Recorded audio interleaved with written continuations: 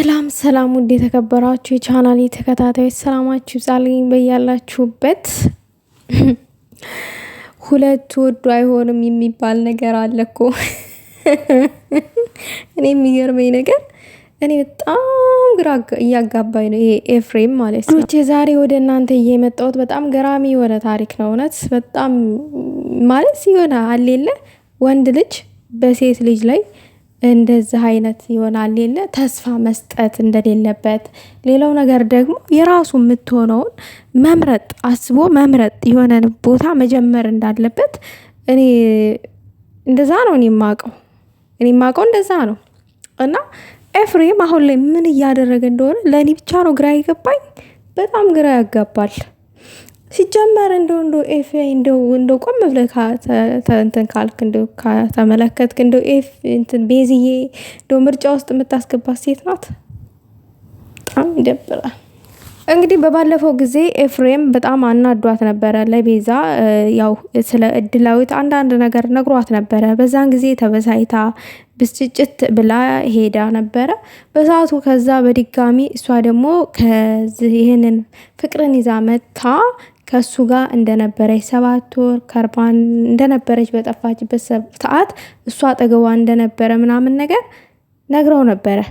በዛን ሰዓት ኤፋ ተበሳይቶ ጥሏት ሄዶ ነበረ።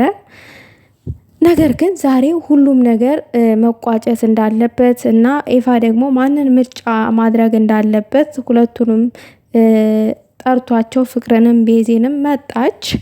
ተነጋገሩ ያለውን ነገር ያው እሱ ማንን መምረጥ እንዳለበት ከሱ ከማጋን መሆን እንዳለበት ምናምን ነገር ልቡ ማንን እንደሚለው መናገር ስላለበት ሁለቱ ፍቅርም ጠየቀው ቤዜም ጠየቀችው። እሱ ግን ግራ ተጋብቷል ማንን መምረጥ እንዳለበት። ለድላዊትም ተስፋ ሳይሰጣት አይቀርም። ቤዜንም እንደምታዩት ነው። ከዛ በፊት አብረው ነበሩ። በእርግጥ ቤዝዬ ምርጫውት የምትገባ ሴት አይደለችም። ሲቀጥል ደግሞ ከቤዚ ምን አተህ ነው? ለምንስ እንደዚህ ታደርጋለህ? ኤፋ ለአንተ ለህይወትህ የሚሆንህን ሰው በእርግጥ አንተ ነህ የምታውቀው። ሁለቱም አንተ ጋር ስላሉ ሁለቱም አንተ ታውቃቸዋለህ። ቤዚንም እድላዊትንም ማንንም እኔ ዲስሪስፔክት ማድረግ አልፈልግም፣ ከፍ ዝቅ ማድረግ አልፈልግም። ነገር ግን እንደ ነገሩ እንደ ፍርዱ ብናይ ከእድላዊት በፊት ቤዚ ነበረች አብራክ። ብዙ ተለማምዳችኋል። አብራችሁም ደስ የምትሉ ምርጥ ጓደኛሞች ናችሁ። ቤዚ በሄደች ሰዓት የመጣች ትመስለኛለች እድላዊት። ነገር ግን ለምን ቤዚ በሰዓቱ ችግር ገጥሟት ነው። ማንም ሰው ችግር ይገጥመዋል በህይወቱ። ያልታሰበ ችግር ገጠማት፣ ጠፋች። በዛ ምክንያት ነው የጠፋችሁ። ስለዚህ እንዴት አሁን ይሄ እሷ ከኋላ የመጣችዋን እንደ ምርጫ አድርገህ ቤዚን እንዴት እንደዚህ ልትላት ትችላለህ? ቤዚ ለአንተስ ተስፋ አድርጋ ቢሆን ሴት ልጅ አይደለችም? አትጎዳም? እንደዚህ ይደረጋል አንተ ስታስበው በጣም የሚያሳዝን ነገር ነው። ግን ልታስብበት ይገባል። ኤፋ ቆም ብላ አስብ። ዝም ብለህ ለውሳኔ አቸኩል። ይሄንን ነው እኔ ማለት የምፈልገው።